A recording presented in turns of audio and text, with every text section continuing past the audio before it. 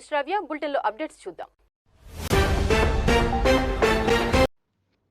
మంగళగిరిలోని తెలుగుదేశం పార్టీ కేంద్ర కార్యాలయంలో నిర్వహించిన గ్రీవెన్స్ కార్యక్రమంలో బీసీ సంక్షేమ శాఖ మంత్రి సవిత, శాసనమండలి సభ్యులు బీద రవిచంద్ర పాల్గొన్నారు. సంక్షేమ పథకాలు, భూ వివాదాలు, ఆర్థిక వివాదాలు వంటి పలు సమస్యల పరిష్కారం కోరుతూ గ్రీవెన్స్ కు వచ్చిన ప్రజల నుండి వినతులను స్వీకరించారు. ప్రజలు ఇచ్చిన వినతులను సునిశితంగా పరిశీలించి వారి అభ్యర్థనలను, ఆవేదనను విని ఫోన్ కాల్ ద్వారా పరిష్కారం అయ్యే అవకాశం ఉన్న సమస్యలను అక్కడికక్కడే సంబంధిత అధికారులతో మంత్రి సవితమ్మ, బీద రవిచంద్ర మాట్లాడి పరిష్కరించారు. ముఖ్యమంత్రి నారా చంద్రబాబు నాయుడు, మంత్రి నారా లోకేష్ ఆదేశాలతో ప్రజా సమస్యల పరిష్కారమే లక్ష్యంగా గ్రీవెన్స్ నిర్వహిస్తున్నామని ఈ సందర్భంగా బీద రవిచంద్ర తెలిపారు.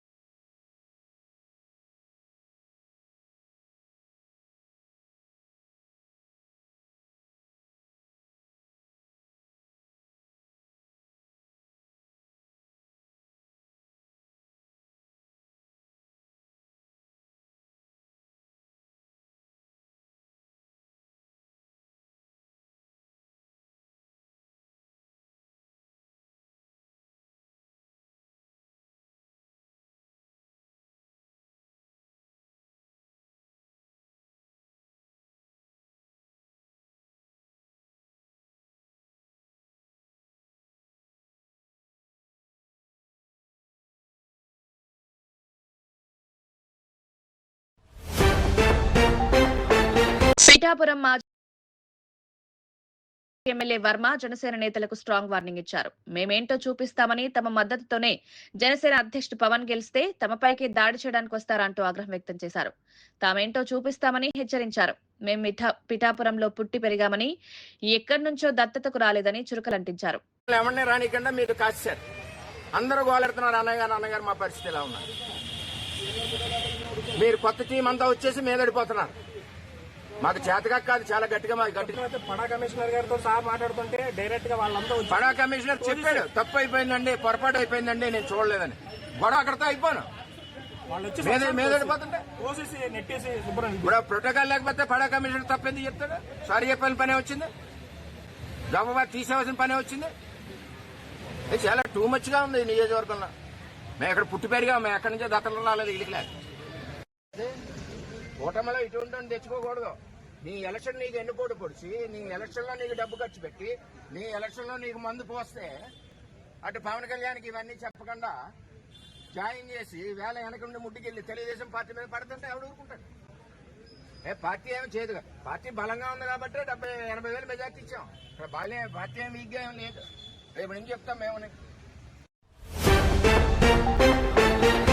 ఇవి ఇప్పటి వరకు ఉన్న bulletin updates. Keep watching STV. మేము చేసే వీడియోస్ మీకు నచ్చినట్లయితే లైక్ చేయండి. అలాగే మరిన్ని ఇంట్రెస్టింగ్ అప్డేట్స్ కోసం మా STV తెలుగు ఛానల్ ని సబ్స్క్రైబ్ చేసుకోండి.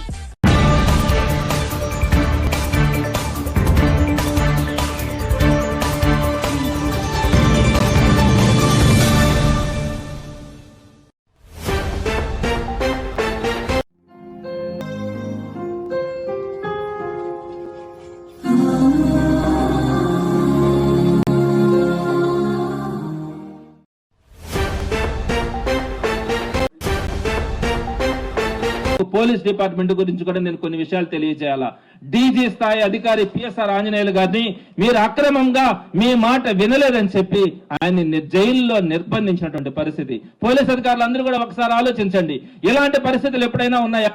ఒక డీజీపీ స్థాయి అధికారిని, ఆంజనేయులు గారిని అరెస్ట్ చేసి జైల్లో పెడితే అదే పంద రాబోయే రోజుల్లో మిగతా ప్రభుత్వాలు కూడా కొనసాగిస్తే ఎవరు సంతోషంగా ఉద్యోగాలు చేయగలరని మీరు ఆలోచించాలా. ఆయనతో ఆగిందా? అడిషనల్ డీజీ సంజయ్ గారిని మీరు సస్పెండ్ చేశారు. డిఐజీ విశాల్ గున్ని గారిని సస్పెండ్ చేశారు. అలానే ఒక బీసీ అయినటువంటి ఐజీ అధికారి కాంతిరాణ టాటాని గాని, ఎస్పీలను గాని, 8 మంది డిఎస్పీలను గాని మీరు నిర్దాక్షిణ్యంగా సస్పెండ్ చేశారు. కేవలం మీ మాట వినరేమో, వీరు మనకు అనుకూలంగా మనం చెప్పినటువంటి అక్రమ కేసులు పెట్టడన్న ఉద్దేశంతో మీరు వారందరినీ కూడా సస్పెండ్ చేసినటువంటి పరిస్థితి రోజు మనం చూస్తా ఉన్నాం. అలానే పోస్టింగ్స్ ఇవ్వకుండా ఎంతమంది 4 నాన్ క్యాడర్ ఎస్పీలకి మీరు ఇప్పటికీ పోస్టింగ్స్ ఇవ్వాల, ఒక కమాండెంట్ స్థాయి అధికారికి ఇవ్వాల, 22 మంది అడిషనల్ ఎస్పీలకి ఇవ్వాల, 55 మంది డిఎస్పీలకి ఇవ్వాల. వీరందరినీ కూడా పోస్టింగ్లు ఇవ్వకుండా మీరు ఐఆర్ పేరుతో ప్రతి రోజు కూడా మీరు వచ్చి సంతకాలు పెట్టాలని చెప్పి మీరు బందోబస్తు డ్యూటీలు చేయించుకుంటా వారిని ఈ రోజు ₹1 జీతం కూడా ఇవ్వకుండా మీరు చాకరీ చేయించుకుంటా వారి దగ్గర సంతకాలు పెట్టుకోవడానికి బయోమెట్రిక్ లో ఉదయం సాయంత్రం మీరు స్టేషన్లకు తిప్పుకొని పోస్టింగ్లు ఇవ్వకుండా జీతాలు ఇవ్వకుండా వారిని ఇబ్బంది పెట్టేటువంటి పరిస్థితి ఈ రోజు మనం చూస్తా ఉన్నాం. అలానే ఇంకా కూడా చాలా చెప్పాలంటే హెడ్ క్వార్టర్స్ కి 6 మంది డిఎస్పీలు కానీ, 3 అడిషనల్ కమాండెంట్లు కానీ, 2 అసిస్టెంట్ కమాండెంట్లు కానీ వీరందరినీ కూడా హెడ్ క్వార్టర్స్ లో రిపోర్ట్ చేయమని చెప్పి మొన్న చెప్పారు. అలానే 100 మంది ఇన్స్పెక్టర్స్ ని, ఇంచుమించుగా 100కు పైగా కానిస్టేబుల్స్ ని మీరు విఆర్ లోకి పంపించినటువంటి పరిస్థితి. పోలీస్ డిపార్ట్మెంట్ పరిస్థితి ఒకసారి మీరు ఆలోచించండి. పోలీసులు అందరూ కూడా, పోలీస్ అధికారులు కూడా మీరు ఆలోచించాల్సినటువంటి పరిస్థితి. ఇదే పాయింట్ నేను కౌన్సిల్లో కూడా ప్రస్తావించాను. ఆ రోజు కూడా స్పష్టమైనటువంటి ఆన్సర్ ఎక్కడ కూడా కనిపించలా. మీరు ఈ విధమైనటువంటి పరిస్థితుల్లో, ఇటువంటి పరిస్థితుల్లో ఉద్యోగాలు చేయాలంటే ఈ ఆంధ్ర రాష్ట్రంలో ఏ ఒక్కరు కూడా ధైర్యంగా ముందుకు వచ్చేటువంటి పరిస్థితుల్లో.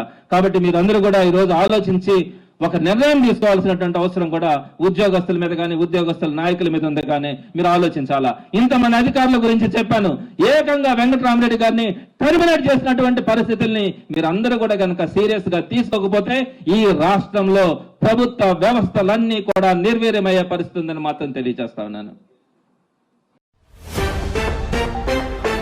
మాట మాటికి 12,000 అంటే అది నిజమవుద్దు అని అనుకుంటే మీ భ్రమ. మళ్ళా చెప్తూ ఉన్నాం, మీకు మీతో పాటు కూర్చొని మాట్లాడిన గోవర్ధన్ రెడ్డి గారికి, ఇతర వైఎస్ఆర్ కాంగ్రెస్ పార్టీ నాయకులందరికీ కూడా ఇది గనక నేను మొన్నే చెప్పా, మీరు ఒప్పుకుంటే, మీరు చెబితే మీరే కాదు అన్ని పార్టీల నాయకులు కూడా పిలిచి మాట్లాడతాం. దానికి ఏదేదో మాట్లాడారు నిన్న నారాయణ సార్ గురించి. నారాయణ సార్ ఓఎమ్మ దోపిడీ చేస్తున్నాడు నెల్లూరు నగరంలో. చెప్తా మీకంతా. ఈ సందర్భంగా మళ్ళీ చెప్తున్నా, మీకు గనక ఎక్కడైనా అనుమానాలు ఉంటే 3,900 చిల్లర చెట్టు, ₹188 2 నెలలు మెయింటెనెన్స్ ప్లస్ జీఎస్టీ ఈ కలిపి టెండర్ పిలిచారు. మీకు ఎవరికైనా ఏదైనా అనుమానాలు ఉంటే మున్సిపల్ ఆఫీస్ కి పోండి. మీకు డాక్యుమెంట్ ఇవ్వకపోతే మమ్మల్ని అడగండి, మేము ఇస్తాం. దీంట్లో తేడా ఉంటే మీరు ఏమి చెప్తే అది చేస్తాం. మేమందరం కూడా మళ్ళా చెప్తూ ఉన్నాం, మాటకు ముందు అసలు టెండర్ జరిగిందంతా మీరు వేసి అబాండాలి. ₹1 మున్సిపల్ కార్పొరేషన్ నిధుల నుంచి ₹1 ఖర్చు పెట్టాల. ఈ రోజుకి 14,000 చెట్లలో 12,000 చెట్లు దాదాపుగా వేసేసారు. ₹1 కార్పొరేషన్ డబ్బులు పెట్టాల.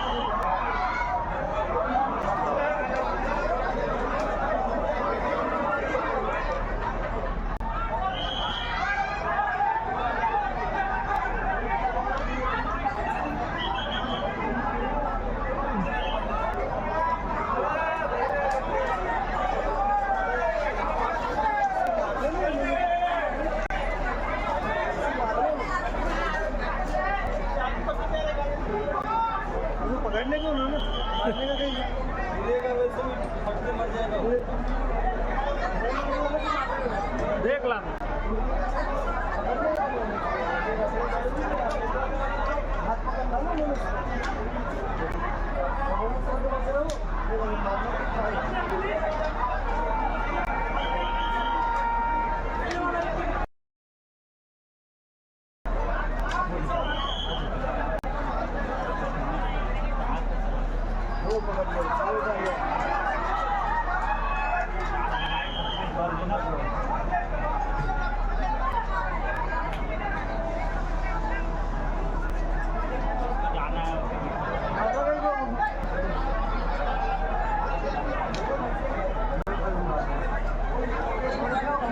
Kita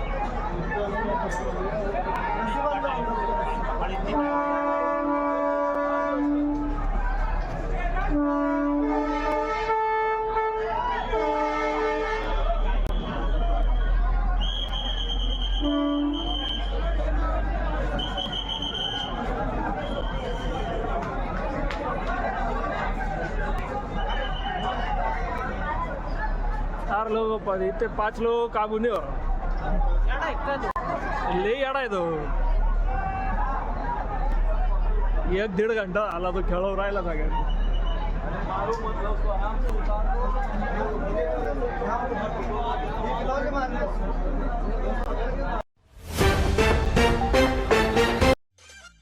మేము చేసే వీడియోస్ మీకు నచ్చినట్లయితే లైక్ చేయండి. అలాగే మరిన్ని ఇంట్రెస్టింగ్ అప్డేట్స్ కోసం మా